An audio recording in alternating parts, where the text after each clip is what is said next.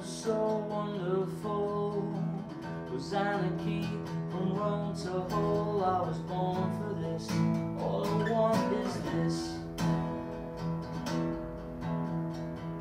17 I used to play guitar. I never knew I could dream so hard. And though it feels like it was yesterday, though all my heroes have got overweight, I'm still waiting for the world to change.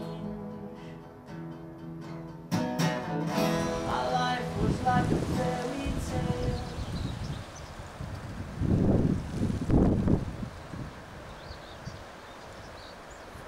My childhood years were kind of the 60s really, 60s Liverpool. Felt like the place to be because the Beatles probably. There was just a real buzz about it, you know.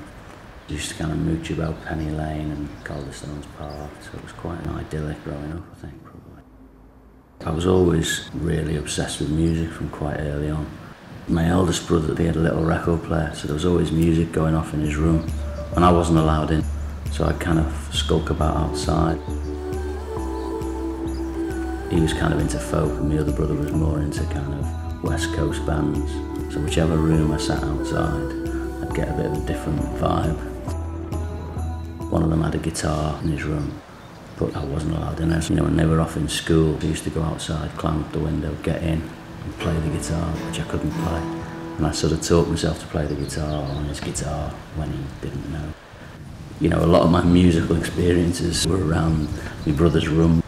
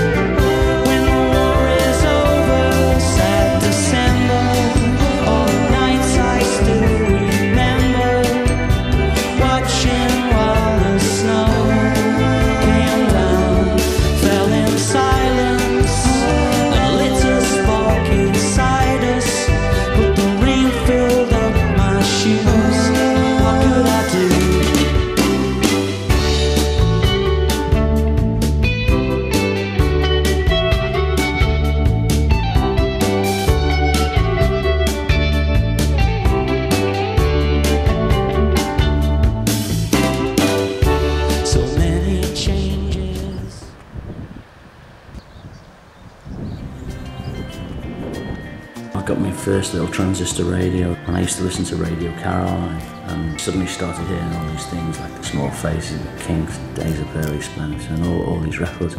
And I loved that, you know, my mates had little trannies as well. We'd be playing footy in the park in the summer, but then have these transistor radios and sort of be listening to this music. I left school when I was 15, and I sort of wandered around Matthew Street, and at that time it was like a bit of a forgotten bit of town. Where the cavern had been was just like a car park. I sort of came across this building and it said, the Liverpool School of Music, Dream, Art and Pun. And then round the corner there was a little shop, Probe Records. And then a guy called Roger Eagle, who was just this great bloke who'd been a Northern Soul DJ in Manchester in the 60s. And he decided to open a little club on Matthew Street called Eric's. And Roger had this like famed record collection. You know, he had records from nearly all the R&B records, loads of dub records. And I was kind of this kid hanging around. He used to say to me, come in, pick out 3 albums. And he'd say, right, you can take these 3 albums home, bring them back, you can have 3 others, we'll swap it. So it was quite amazing really, they used to sort of trust you to take records home. Roger would be putting on a really sort of eclectic bunch of things, like one night you might have Sonny Terry and Brownie McGee, or some weird dub Dillinger or something, another night it'd be The Clash. I think he was responsible for a lot of the music that came out of Liverpool.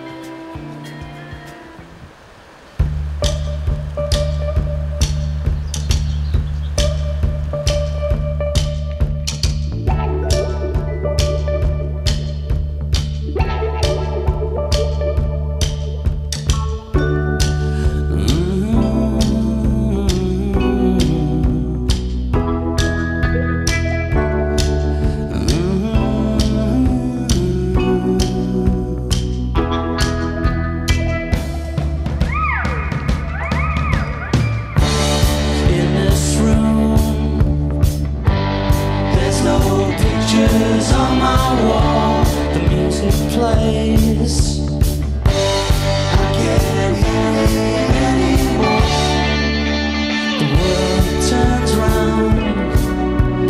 The sun goes down, and all the ghosts inside my